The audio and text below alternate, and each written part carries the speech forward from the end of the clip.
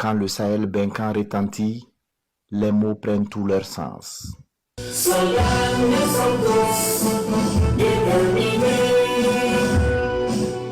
résilients et unis. Dans son adresse à la communauté, le Premier ministre burkinabé invite la diaspora à soutenir la dynamique d'affranchissement des peuples du Sahel enclenchée par les 3 chefs d'État.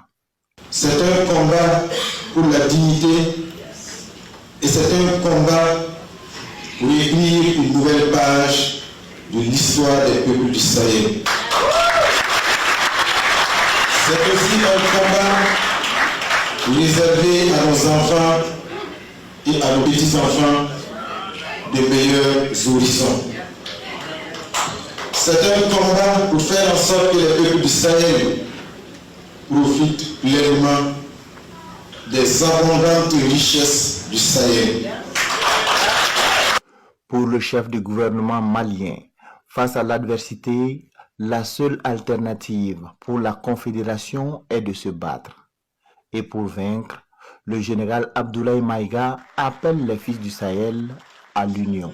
Faisant en sorte qu'il n'y ait aucune différence entre un Burkinabé, un Malien ou un Nigérien, en plus.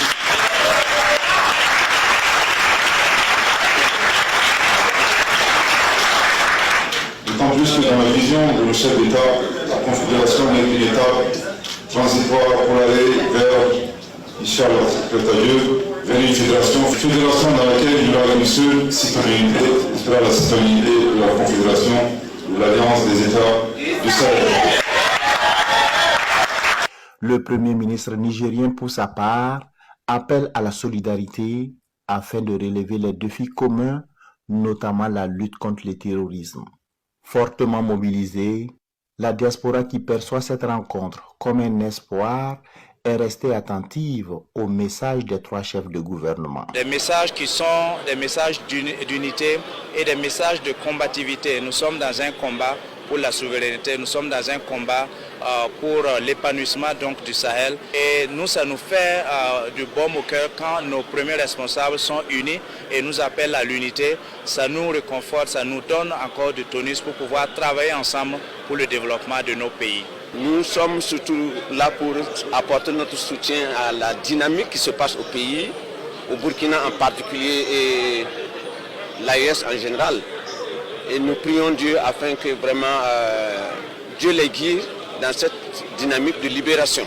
Ça nous a donné de l'espoir. De l'espoir pourquoi? Parce que nous avons tous quitté nos pays respectifs pour venir chercher quelque chose, l'amener à la maison. Mais et s'il y en a à la maison là-bas, qu'est-ce qu'on viendra faire ici?